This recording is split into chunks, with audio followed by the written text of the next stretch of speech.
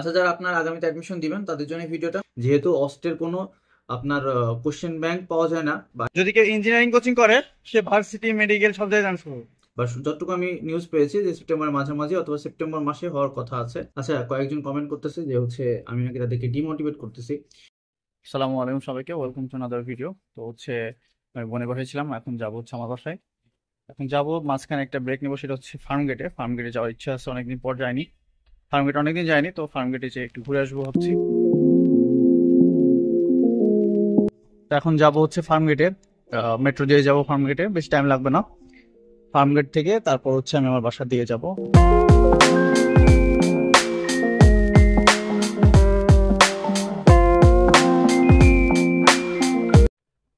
চলে এসেছি ফার্মগেট। ঢাকার মধ্যে আমার বলতে গেলে সবচেয়ে পরিচিত জায়গার মধ্যে ফার্মগেট অন্যতম, এবং ফার্মগেট হচ্ছে সবচেয়ে প্রিয় একটা জায়গা। এখানে অনেক মেমোরিজ আছে আমার ফ্রেন্ডদের সাথে, আমার নিজের, সবকিছু মিলায় সুন্দর একটা পরিবেশ, সুন্দর একটা সময় কেটেছে এই ফার্মগেটে। মেনলি আমি থাকতাম গ্রিন রোডে, সাউথ বেঙ্গল হোস্টেল। সে হোস্টেলটা আদৌ আছে কিনা জানি না, অন্য কোনো নামে হয়তো চলে। সাউথ বেঙ্গলে ছিলাম। এখানে আগে লাল ব্রিজ ছিল, এটা অনেক পুরনো একটা লাল ব্রিজ ছিল, কিন্তু পরে যখন মেট্রো করা হয়, তারপরে এলিভেটেড এক্সপ্রেস করা হয়, তখন এই লাল ব্রিজটা ভেঙে ফেলে নতুন করে ব্রিজটা করা হয়। আগে একটা লাল ব্রিজ ছিল, সেটা একটা বলতে গেলে ঐতিহাসিক একটা ব্রিজ। পরে এটা যেহেতু করছে, ভালো করে করছে, সুন্দর করে। এই যে রোডটা দেখতে পাচ্ছেন, এটা গ্রিন রোড, আমি এখানে থাকতাম। আর পিছনে একটা কোচিং সেন্টার আছে নামি দামি, সেখানে কোচিং করতাম। আসলে আমি কোচিং করেছিলাম, ইঞ্জিনিয়ারিং কোচিং করেছিলাম। কিন্তু বিষয় অনেকের একটা ভুল ধারণা আছে। অনেকের মধ্যে একটা ভুল ধারণা আছে যে ইঞ্জিনিয়ারিং কোচিং করলে পারে সব জায়গায় চান্স পাওয়া ইজি। এটা এখন পর্যন্ত আছে কিনা জানি না, কিন্তু এটা সকলের ধারণা ছিল সেই সময়। বিশেষ করে আমাদের আমাদের জেনারেশনে একটা ধারণা ছিল যে যদি কেউ ইঞ্জিনিয়ারিং কোচিং করে সে ভার্সিটি মেডিকেল সব জায়গায় চান্স পাবে।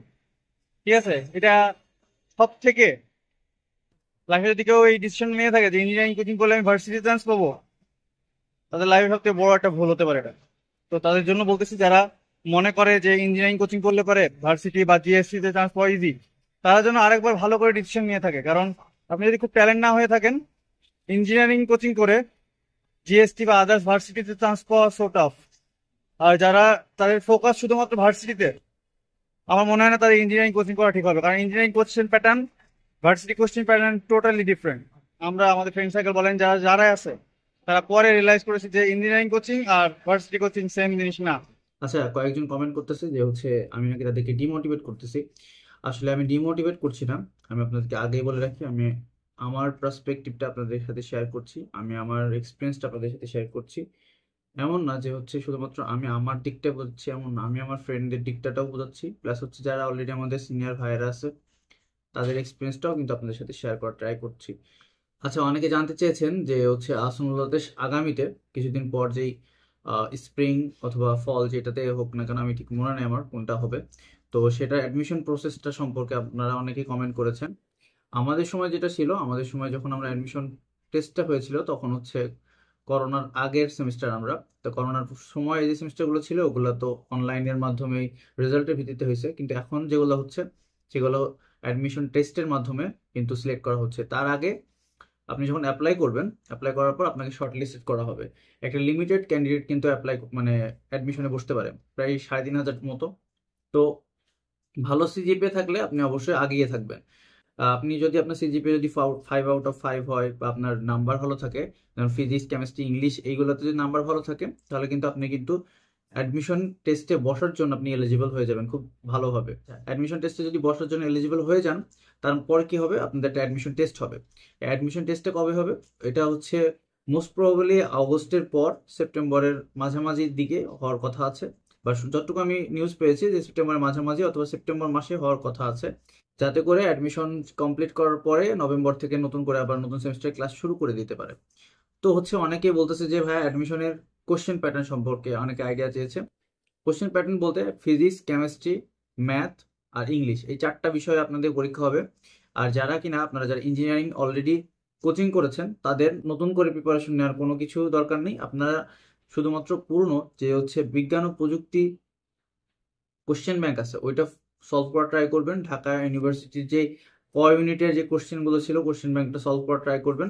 সেম প্যাটার্নে কোশ্চেনগুলো আসে, কিছু কিছু জিনিস হয়তো ম্যাথ বা ফিজিক্স যেগুলো আছে সেগুলো হয়তো একটু ম্যাথমেটিক্যাল কোশ্চেন আসতে পারে। আর ইংলিশ বেসিক্স গ্রামার যেটা আছে ওই বেসিক গ্রামার থেকে কোশ্চেন আসবে। আহামরি অনেক বেশি হার্ড কোশ্চেন আসার কথা না, যেহেতু অস্টের কোনো আপনার কোশ্চেন ব্যাংক পাওয়া যায় না বাজারে।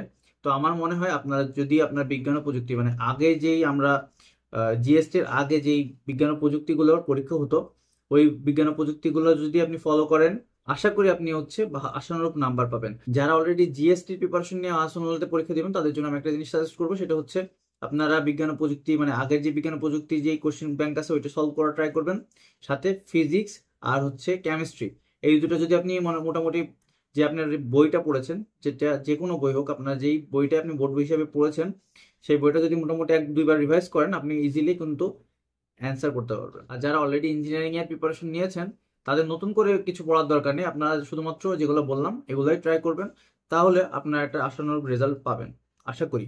আচ্ছা, অনেকে দ্বিধাদ্বন্দ্বে ভোগে যে হচ্ছে অস্টে সিভিলে পড়বো নাকি ট্রিপলি পড়বো নাকি মেকানিক্যালে পড়বো। দেখেন, আমার কথা হচ্ছে আপনার নিজেকে আগে জিজ্ঞেস করেন যে আপনার কোনটা আপনার জন্য সুইটেবল। এমন না যে আপনাকে একটা ধরে দিল, আপনি সেটা নিয়ে মানে আপনি পড়তেছেন, পড়তে পড়তে দেখা গেলো একটা টাইম পর মনে হলো যে না এই সাবজেক্টটা আমার জন্য না। ঠিক আছে, এটা কিন্তু মোস্ট অফ দি স্টুডেন্টের এটাই হয়, বাংলাদেশি স্টুডেন্টগুলোর এটাই হয়। বাংলাদেশি স্টুডেন্টদের নাম্বারের ভিত্তিতে তার হচ্ছে সাবজেক্ট চয়েস হয়, কিন্তু এমন কখনো বলা হয় না যে তোমার পড়তে কোনটা ইচ্ছা করছে, তোমার কি ইচ্ছা করে, সেটা কখনো বলা হয় না। বাংলাদেশের স্টুডেন্টদেরকে নাম্বারের ভিত্তিতে তাদের সাবজেক্ট দেওয়া হয়। দিন শেষে দেখা যায় যে অনেকে ট্রিপলি পড়তেছে কিন্তু তার ইচ্ছে ছিল সিভিলে সিভিলে আসা, আবার অনেকে সিভিলে পড়তেছে তার ইচ্ছে ছিল হচ্ছে ট্রিপলিতে পড়া, আবার সিএসসি তে পড়া, আবার অনেকে সিএসসি তে পড়তেছে তার ইচ্ছে ছিল হয়তো মেকানিক্যালে পড়া অথবা আইপি তে পড়া। তো এক একজনের এক এক রকম পার্সপেক্টিভ এসে যায় একটা টাইম পরে, কিন্তু আমরা তখন বুঝি না যে আমাদের জন্য কোনটা সুইটেবল, কোনটা আমাদের জন্য ভালো, কোনটা আমাদের জন্য খারাপ, আমরা তখন কিন্তু প্রথম প্রথম বুঝি না। অনেকে বলে ভাই আমার তো এক্সাক্ট কোনো সাবজেক্টের প্রতি আগ্রহ নেই, আমার যে কোনটা সাবজেক্ট হলে হলো, তা আমার কোনটা চুজ করা উচিত। আমার কথা হচ্ছে তুমি পড়বা, তোমার জন্য অবশ্যই আগ্রহটা তৈরি করতে হবে, আদারওয়াইজ তুমি কখনোই কোনো সাবজেক্ট নিয়ে হ্যাপি থাকতে পারবে না। একটা টাইম পর মনে হবে এই একঘেয়েমিতে চলে আসবে। তুমি নিজেকে জানো, নিজেকে ট্রাই করো, তোমার কোন সাবজেক্টের প্রতি আগ্রহ আছে, কোনটা তোমার প্রতি তোমার মনে হয় যে এটাতে আমি আগাইতে পারবো, এটাতে আমার লাইফ লিড করতে পারবো। তুমি সেই সাবজেক্টটা নিয়ে ডিসকাস করো, তুমি সেই সাবজেক্টটা নিয়ে রিসার্চ করো, কোন কোন সেক্টরে তুমি কাজ করতে পারবে সেটা দেখো, তোমার এখন কি কি ইচ্ছা করে সেটা দেখো। আমি কাউকে ডিমোটিভেট করতেছি না, আমি কাউকে মোটিভেটও করছি না, আমি জাস্ট ট্রাই করতেছি আমি আমার পার্সপেক্টিভ আপনাদের সাথে শেয়ার করার, যাতে করে আপনারা সঠিক ডিসিশন নিতে পারেন। অ্যাটলিস্ট বলতে পারেন যে ভাই আমি আপনার কথা শুনে সঠিক ডিসিশনটা নিতে পেরেছি। কারণ দিন শেষে হয় কি, 50% স্টুডেন্ট তার 50 থেকে 60% স্টুডেন্ট তার পছন্দের সাবজেক্টটা পায় না। মনে হয় যে না, আমার যদি এই সাবজেক্টটা হতো, না হয় ওই সাবজেক্টটা হতো। এইটাই 50 থেকে 60% স্টুডেন্টদের কথা আমি আমার ফ্রেন্ডদেরকে দেখেছি, আমি নিজেকেই বলতেছি, আমি নিজের কথা বলতেছি। আচ্ছা, যারা আপনার আগামীতে অ্যাডমিশন দিবেন তাদের জন্য এই ভিডিওটা। আগামীতে আমি কিছু সাবজেক্ট রিভিউ করার ট্রাই করব, সেই সাবজেক্টগুলোর জব সেক্টর কেমন, বাংলাদেশে বাইরে সেই সাবজেক্টের ডিমান্ড কেমন, এগুলো নিয়ে আমি ভিডিও আনার ট্রাই করব। শুধুমাত্র সিভিল না, আমি আদার্স সাবজেক্টগুলো রিভিউ করার ট্রাই করব।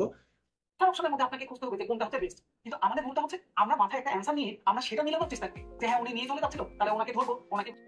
তো প্রায় 12:30 বেজে গেছে, আমি এখনই ঘুমায় যাব। তো আজকে ভিডিওটা এই পর্যন্ত, দেখা হচ্ছে কালকে। ততক্ষণ পর্যন্ত ভালো থাকুন, সুস্থ থাকুন, টেক কেয়ার, আসসালামু আলাইকুম।